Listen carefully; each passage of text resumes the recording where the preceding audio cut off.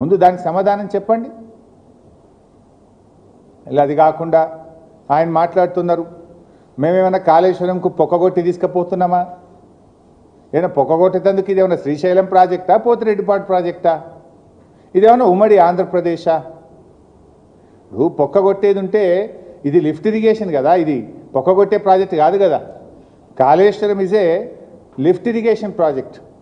ఎత్తిపోతల ప్రాజెక్టుకు పొక్కగొట్టుడో చిల్లుగొట్టుడో ఉండదు.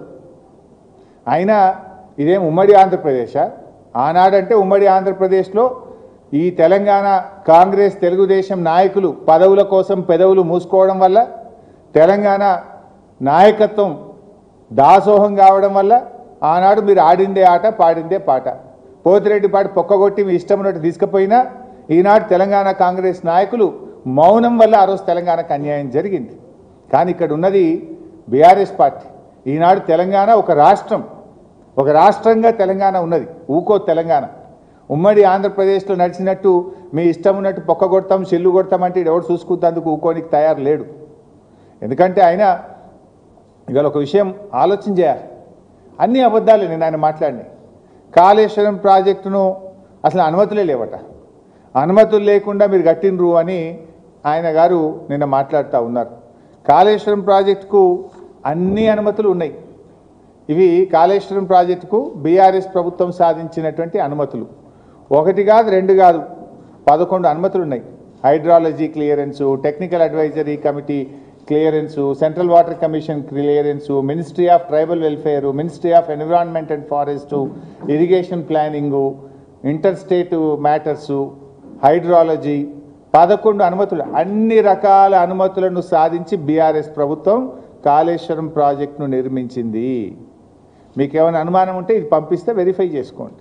We have all permissions for Kaleshwaram project.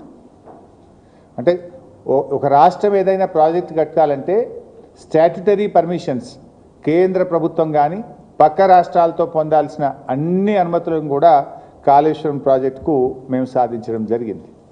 అది కాకుండా నిన్న ఆయన మాట్లాడుతూ కాళేశ్వరం ప్రాజెక్టుకు అసలు మేము ఎప్పుడైనా అడ్డుకున్నామా? కాళేశ్వరం ప్రాజెక్టుకు తెలుగుదేశం పార్టీ అడ్డుకోలేదు, తెలుగు ప్రజలంతా ఒకటి అని ఒక సన్నాయి నొక్కులు నొక్కుతా ఉన్నారు. లోకేష్ గారు, మీకు తెలియకపోతే మీ నాన్నగారిని అడగండి. కాళేశ్వరం ప్రాజెక్టును నాన్న అడ్డుకున్నామా లేదా, ఎన్నిసార్లు అడ్డుకున్నాం నాన్న అని మీ నాన్నగారిని అడిగి మాట్లాడితే బాగుంటుంది. లేకపోతే నేను వివరాలు ఇస్తా, ఒకసారి చూసుకోండి. ఎందుకంటే కాళేశ్వరం ప్రాజెక్టుకు అన్ని అనుమతులు వచ్చిన తర్వాత ఆనాడు అధికారంలో ఉన్న తెలుగుదేశం ప్రభుత్వం 2018లో కాళేశ్వరం ప్రాజెక్టు అనుమతులన్నీ రద్దు చేయండి, కాళేశ్వరం ప్రాజెక్టు పనులను నిలిపివేయండి అని కేంద్ర ప్రభుత్వానికి ఆంధ్రప్రదేశ్ ప్రభుత్వం రాసిన లేఖ ఇది.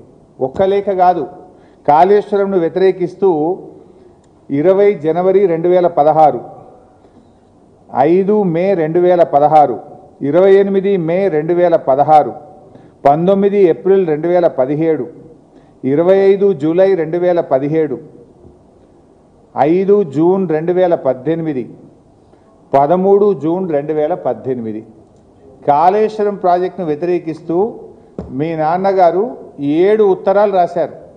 కానీ నిన్న లోకేష్ గారు మేము కాళేశ్వరం ప్రాజెక్టును వ్యతిరేకించామా అని సన్నాయి నొక్కులు నొక్కుతా ఉన్నారు. కావాలంటే ఇవన్నీ పంపిస్తే చదువుకోండి. ఇందులో ఎంత అన్యాయంగా మాట్లాడతారు అంటే అది కూడా చదివి వినిపిస్తా.